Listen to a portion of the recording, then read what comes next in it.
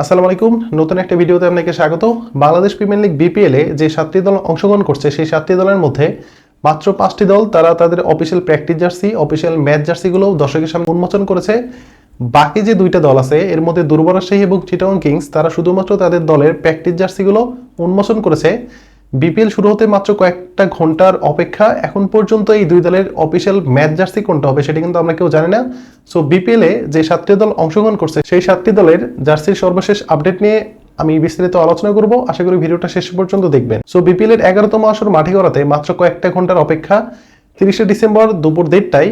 দুর্বার রাজশাহী এবং ফরচুন বরিশালের মধ্যকার ম্যাচ দিয়ে বিপিএল এর 11তম আসর মাঠে গড়াবে। এখন পর্যন্ত বিপিএল এ যে 7টি দল অংশগ্রহণ করছে এই 7টি দলের মধ্যে মাত্র 5টি দল তাদের official practice jersey, official match জার্সিগুলো উন্মোচন করেছে। বাকি যে দুইটা দল দুর্বার রাজশাহী এবং চিটাগং কিংস তারা কিন্তু এখন পর্যন্ত তাদের অফিসিয়াল ম্যাচ জার্সিটা এখন পর্যন্ত উন্মোচন করতে পারেনি। এখন প্রশ্ন হচ্ছে যে দুর্বার রাজশাহীর 30শে ডিসেম্বর ঠিক দুপুর 1:30টায় ফরচুন বরিশালের সাথে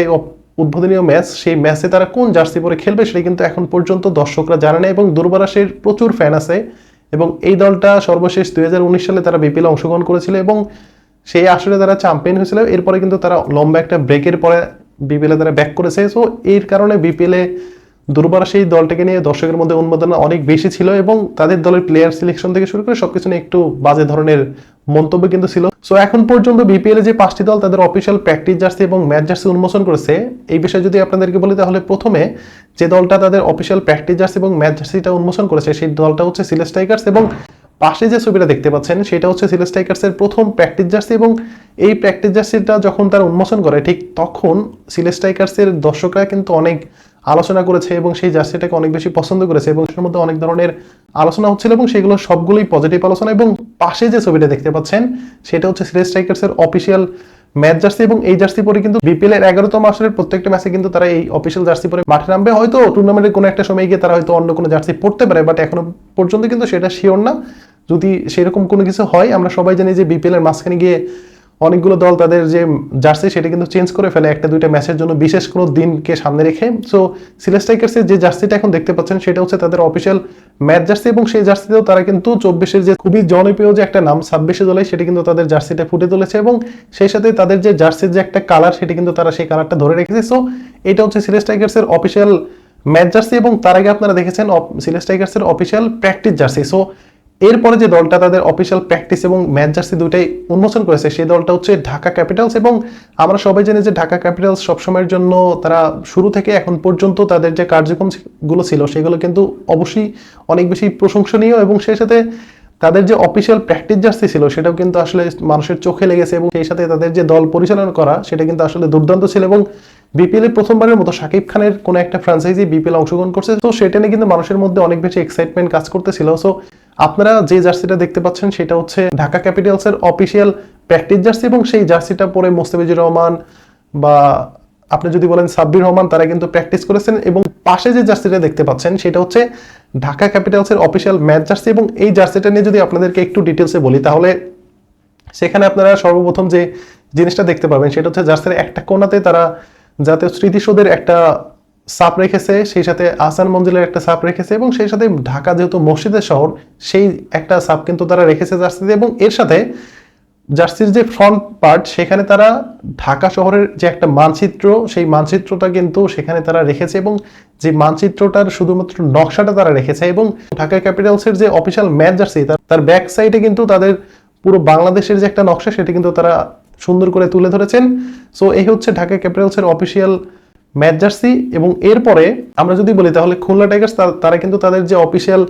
প্র্যাকটিস জার্সি এবং তাদের যে অফিসিয়াল ম্যাচ জার্সি সেটা কিন্তু তারা উন্মোচন করেছে এবং পাশে যেটা দেখতে পাচ্ছেন সেটা হচ্ছে খুলনা টাইগার্সের অফিসিয়াল প্র্যাকটিস জার্সি এবং সেই জার্সিতেও তারা কিন্তু 24-এর গণ অভ্যুত্থান খুব সুন্দরভাবে ফুটিয়ে তুলেছে এবং সেই জার্সিটা নিয়েও কিন্তু মানুষের মধ্যে পজিটিভ অনেক আলোচনা হয়েছে এবং পাশে যে জার্সিটা দেখতে পাচ্ছেন সেটা হচ্ছে খুলনা টাইগার্সের অফিসিয়াল ম্যাচ জার্সি এবং গতবার যে জার্সিটা ছিল সেই জার্সিটার সাথে এই জার্সিটার অনেকটাই মিল আছে, যদিও তাদের যে জার্সির যে কলারটা সেটাতে কিন্তু একটু ভিন্নতা এসেছে এবং সেখানে তারা অরেঞ্জ কালারের একটা কলার ব্যবহার করেছে। সো এটার কারণে কিন্তু খুলনা টাইগার্সের জার্সিটার যে একটা চিত্র সেটা কিন্তু অনেক সুন্দরভাবে ফুটে উঠেছে। সো এই হচ্ছে খুলনা টাইগার্সের অফিসিয়াল ম্যাচ জার্সি। এরপরে আমি যদি রংপুর রাইডার্সের ম্যাচ জার্সির কথা বলি তাহলে রংপুর রাইডার্স তারা যে ম্যাচ জার্সিটা এখন পর্যন্ত উন্মোচন করেছে এবং সেই সাথে তাদের যে প্র্যাকটিস জার্সি উন্মোচন করেছে, এর মধ্যে আমরা সবাই জানি যে গত কয়েকদিন আগে তারা গ্লোবাল টি20 সুপার লিগ খেলে এসেছে এবং সেখানে তারা চ্যাম্পিয়ন হয়েছে এবং সেখানে তাদের যে অফিসিয়াল প্র্যাকটিস জার্সি ছিল সেই জার্সিতে কিন্তু লাল সবুজের একটা আবহ ছিল এবং ঠিক সেই জার্সিটাই তারা ধরে রেখেছে এবং আসন্ন বিপিএল অর্থাৎ যে বিপিএল এর 11তম আসর মাঠে করাচ্ছে সেই বিপিএল এ তারা কিন্তু তাদের যে অফিসিয়াল প্র্যাকটিস জার্সি সেটা হচ্ছে তাদের এই যে আপনার পাশে দেখতে পাচ্ছেন, এটা হচ্ছে তাদের অফিসিয়াল প্র্যাকটিস জার্সি এবং এই জার্সি পরে তারা কিন্তু প্র্যাকটিস করবে এবং সেই সাথে আপনার এই পাশে যে জার্সিটা দেখতে পাচ্ছেন এটা হচ্ছে রংপুর রাইডার্সের অফিসিয়াল ম্যাচ জার্সি। সো এটাও কিন্তু তারা হচ্ছে গ্লোবাল সুপার লিগে যে জার্সিটা পরে তারা সেখানে চ্যাম্পিয়ন হয়েছে ঠিক সেই জার্সিটাই কিন্তু এখানে তারা ধরে রেখেছে। সো এই হচ্ছে রংপুর রাইডার্সের অফিসিয়াল প্র্যাকটিস জার্সি এবং সেই সাথে ম্যাচ জার্সি। এরপরে আমি যদি ফরচুন বরিশালের কথা বলি, তাহলে ফরচুন বরিশালের এই পাশে দেখতে পাচ্ছেন একটা হচ্ছে তাদের প্র্যাকটিস জার্সি, সেখানে তারা সুন্দরভাবে লাল এবং কালোর একটা সংমিশ্রণ রেখে কিন্তু তারা তাদের যে প্র্যাকটিস জার্সি সেটা কিন্তু তারা এখন পর্যন্ত রেডি করেছে এবং সেটা উন্মোচন করেছে এবং সেই সাথে আপনারা পাশে যে জার্সিটা দেখতে পাচ্ছেন সেটা হচ্ছে ফরচুন বরিশালের অফিসিয়াল ম্যাচ জার্সি। এবং আমরা সবাই জানি যে ফরচুন বরিশালের একটা ওইরকম ট্রেডিশন আছে এবং সেটা হচ্ছে তাদের একটা সিগনেচার কালার আছে, সেটা হচ্ছে রেড কালার এবং সাদার্ন আর্মিদের একটা সিগনেচার কালার সেটা অবভিয়াসলি আমরা জানি সেটা হচ্ছে রেড কালার। সো পাশে যে জার্সিটা আপনারা দেখতে পাচ্ছেন সেটা হচ্ছে ফরচুন বরিশালের অফিসিয়াল ম্যাচ জার্সি। সো এখন পর্যন্ত এই 5টা দল শুধুমাত্র তাদের যে অফিসিয়াল ম্যাচ জার্সি এবং সেই সাথে প্র্যাকটিস জার্সি সেই জার্সিগুলো তারা কিন্তু উন্মোচন করতে পেরেছে এবং বাকি যে 2টা দল দুর্বল রাজশাহী এবং চিটাগং কিংস তারা কিন্তু এখন পর্যন্ত তাদের অফিসিয়াল ম্যাচ জার্সিটা দর্শকের সামনে উন্মোচন করেনি। আমি জানি না তারা কবে উন্মোচন করবে, কারণ আমরা সবাই জানি যে উদ্বোধনীয় যে ম্যাচটা সেখানে ফরচুন বরিশাল এবং দুর্বল রাজশাহীর মধ্যকার যে ম্যাচ সেই ম্যাচের মাধ্যমে কিন্তু বিপিএল এর 11তম আসর মাঠে করাবে এবং শুরু হবে, কিন্তু এখন পর্যন্ত দুর্বল রাজশাহী তাদের যে অফিসিয়াল জার্সি সেটা কিন্তু তারা উন্মোচন করেনি। যদিও আমি ফেসবুকের থ্রুতে আমি একটা জার্সি দেখতে পেরেছি, যদিও সেটা অফিসিয়াল না,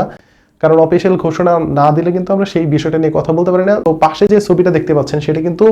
আমি ফেসবুকের থ্রুতে দেখেছি, আমি জানি না কতটুকু সত্য, বাট এই জার্সিটা যদি তাদের অফিসিয়াল জার্সি হয় তাহলে কিন্তু দুর্বল রাজশাহীর জার্সিটাও কিন্তু অনেক সুন্দর এবং সেই সাথে